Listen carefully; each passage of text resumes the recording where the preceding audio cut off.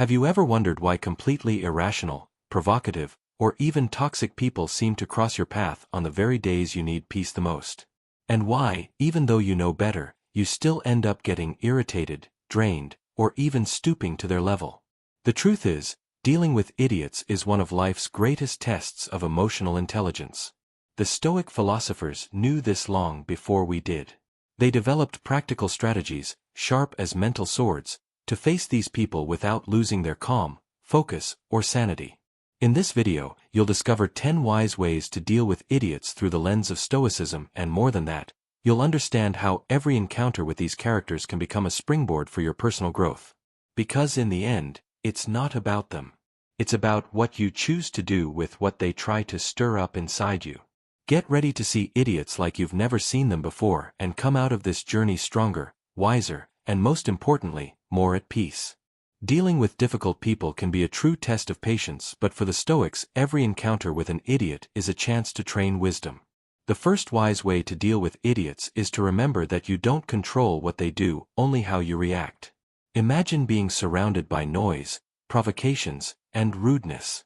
The Stoic watches, takes a deep breath, and responds with calm like a rock in the middle of a storm. When someone tries to drag you into chaos, your real power lies in staying grounded. Reacting impulsively gives the other person the power to knock you off balance. Stoic wisdom starts with self-mastery. No one can offend you without your permission. Ignoring provocations isn't weakness, it's self-control. The mind that chooses not to react is above the one that acts without thinking. And in this game, the idiot loses alone. Now let's get into the first sign. But first, make sure you're subscribed to the channel because here I'll be sharing a series of videos just like this one that will help improve your mental health. The first wise way to deal with idiots is understanding that you don't control what they do, only how you react. It sounds simple, but this idea is revolutionary. Picture someone cutting you off in traffic. Your impulse is to honk, yell, fight back. But from a Stoic point of view, that's exactly what the idiot wants for you to come down to their level. When you choose to breathe and move on, you're practicing what the Stoics called autarky, complete control over yourself. It's as if every idiot is a test from the universe asking, have you learned to protect your peace, or are you still for sale to any random provocation? Marcus Aurelius dealt with traitors and flatterers every day and still said, it's not the events that disturb us but our judgment about them. If even an emperor could keep his composure, so can you. The idiot only wins if they can make you act like them.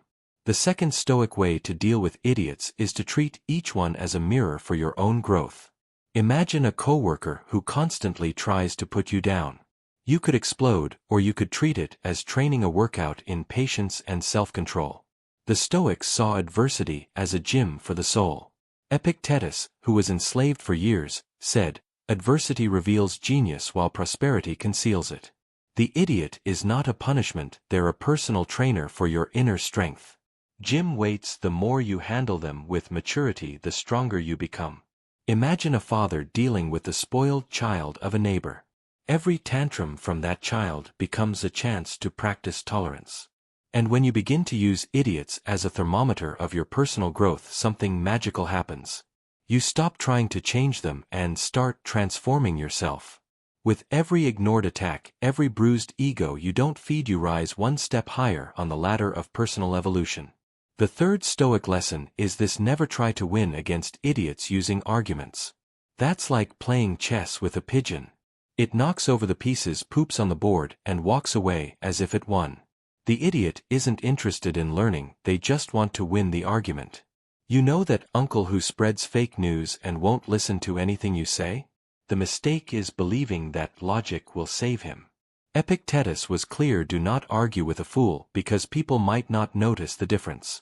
And there's more when you try to convince someone who doesn't want to be convinced. You only expose your own anxiety for control.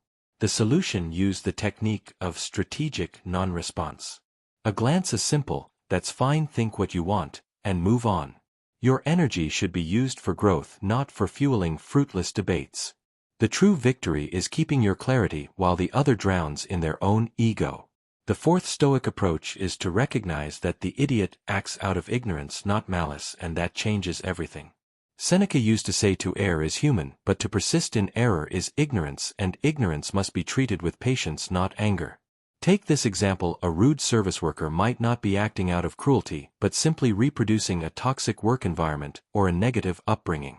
When you see the ignorance behind the rudeness, you feel pity instead of hatred. That isn't passivity, it's mature empathy. The Stoic is not shaken by others' noise because they understand that many people are simply trapped in poor mental habits. And if you respond with anger, it's as if you're saying, "I expected this person to be wiser." When in reality you should already know who you're dealing with.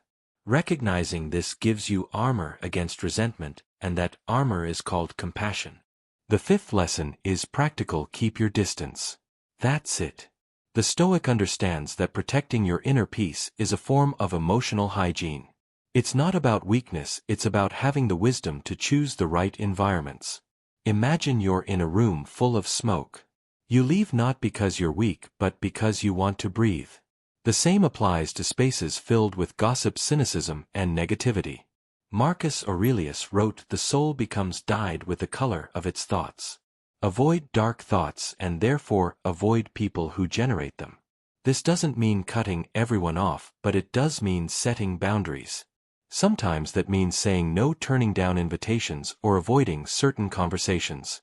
And when you walk away with awareness, you are telling the world, my peace is not for sale. Those who know where they're going don't need to prove anything to anyone. They just move forward in peace. The sixth Stoic way of dealing with idiots is to cultivate selective indifference, and this is a golden insight. Indifference in Stoicism is not coldness or apathy, it's the ability to filter what truly deserves your attention. Imagine a social media influencer who receives hundreds of comments, many of them offensive or provocative. What does he do? He doesn't respond because he knows that giving the idiot a stage only amplifies the noise. The same applies to your personal life. That person who always tries to provoke you with subtle digs, passive-aggressive jokes, or criticisms disguised as advice, you can simply choose not to react. Epictetus said that you should treat some words like background noise, like a distant barking dog. Indifference is a form of focus. When you learn to concentrate only on what builds you and ignore what tries to distract you, you become untouchable. And the idiot, frustrated by your calm, falls silent out of exhaustion.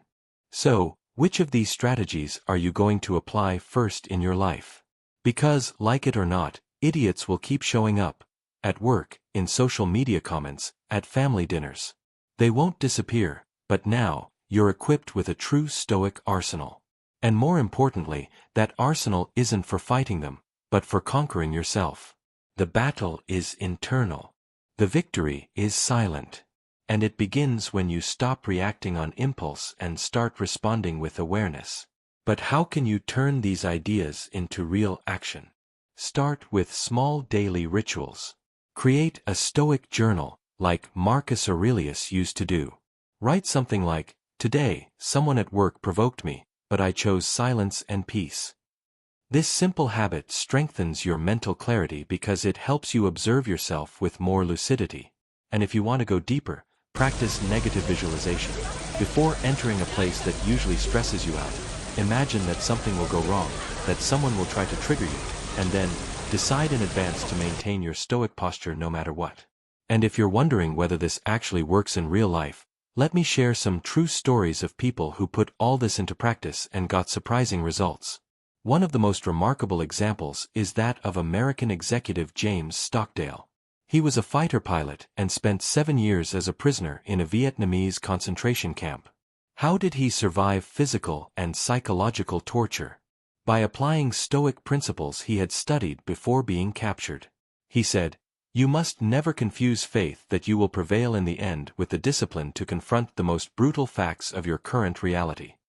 That's Stoicism in its purest form, accepting pain without giving in to despair.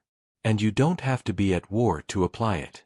A follower of this channel, Anna, sent me a message telling how she started handling her controlling boss differently after watching our videos.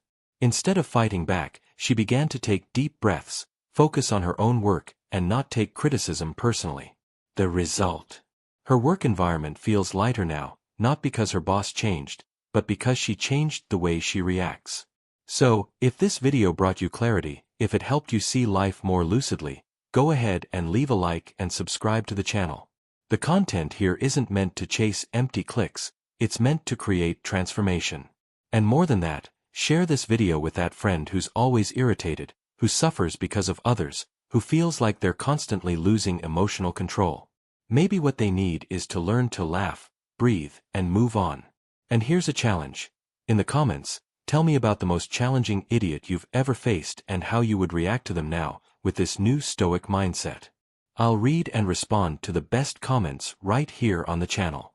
Because yes, the Stoic journey is individual, but it also grows stronger when we connect with others who are waking up.